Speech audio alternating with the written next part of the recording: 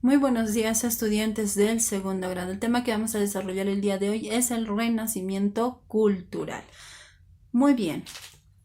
Entre los siglos XI y XII se produce este denominado renacimiento cultural en todo lo que es Europa debido a dos factores muy importantes, ¿no? Que era el redescubrimiento de las obras de la antigüedad griega, ¿no? Es decir, tanto griega como romana, ¿no? Al cual lo denominaban clásico, y la difusión de la educación escolar. Asimismo surgen dos nuevos estilos artísticos, el románico y el gótico. Muy bien, entonces, empecemos primero con la educación medieval. La educación medieval, ¿no? Durante la Edad Media, se impartía en tres tipos de instituciones. Estaban las escuelas palatinas, las escuelas monásticas y estaban las escuelas catedralicias. En las escuelas palatinas, las cuales han sido fundadas por Carlomagno, estaban orientadas a la formación de funcionarios imperiales. Por ello es que los estudios no tenían un contenido religioso. Ahora, en cuanto a las escuelas monásticas, no se dedicaban a la conservación y transmisión del conocimiento de la antigüedad clásica y a la formación de buenos clérigos. Y las escuelas catedralistas eran las que funcionaban en las ciudades y se encargaban de renovar la enseñanza. Buscaban además una mayor reflexión sobre los escritos de la antigüedad y una ampliación de los estudios que existía dentro de esas nuevas materias. Entonces adquirieron una gran importancia en el siglo XIII. Junto con esto, durante este renacimiento cultural surgen dos tipos de lugares para educarse. Estaban las universidades y dentro de las universidades también la renovación intelectual. Entonces, las universidades, con el tiempo, no se puede saber que los profesores y los estudiantes de las escuelas catedralistas buscan una mayor autonomía respecto al poder de los obispos. Con este objetivo forman asociaciones conocidas como universidades. Entonces, lo primero que surge dentro de este renacimiento cultural, ¿no? Para implementar lo que era la educación, surgen las universidades, ¿no? Y todos allí tenían una fuerte identidad corporativa y se establece entre ellos bastantes relaciones tanto con los reyes, ¿no? Y empiezan a tenerse una capacidad para organizarse de manera autónoma y de enseñar sin ninguna autoridad que los vigile. Entonces las universidades eran eso, ¿no? Muy distinto a lo que actualmente son las universidades. Recuerden esto, también surgió lo mismo en el año 1540, 42, 45, incluyendo en el año 1600 aquí en el Perú, ya que la mayor parte de las universidades que se fundan no tenían que tener al lado un obispo que los vigile y así no puedan impartir enseñanzas que que estén fuera de lo que sería las creencias católicas. Entonces lo mismo sucedía. Una forma de independizarse de eso fueron pues las universidades, ¿no? Ahora, durante el siglo XIII se crean universidades en muchas partes de Europa. Las más prestigiosas son las de Bolonia, la de París y la Oxford, que fue fundada en el año 1167. Entonces, a partir de este siglo mismo se da lo que se llamó una renovación intelectual, ya que surge el nacimiento de la vida intelectual tanto en las universidades como también en los conventos. Entonces, esto influye en procesos de redescubrimiento de las obras de los filósofos de la antigüedad, ¿no? Y ahí es donde se da un poquito más énfasis a las obras de Aristóteles. Y para esta etapa que es medieval, una vez surgida el Renacimiento, se da una nueva rama que le vamos a conocer como la escolástica.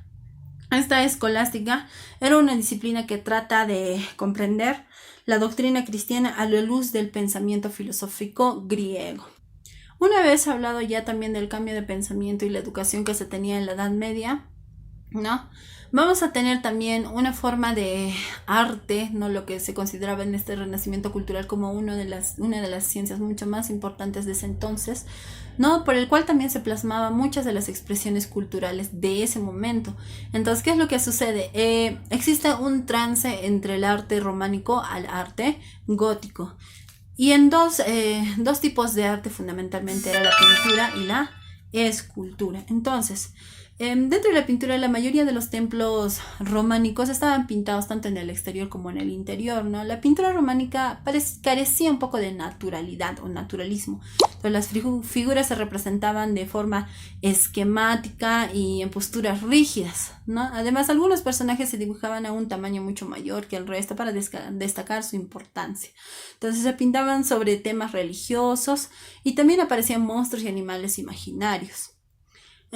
Los artistas utilizaban colores intensos en el contorno de las figuras y se perfilaba una línea gruesa. Las partes del cuerpo que más se resaltaban eran los ojos y las manos. No, bueno, en el gótico no fueron mucho más en miniaturas, ¿no?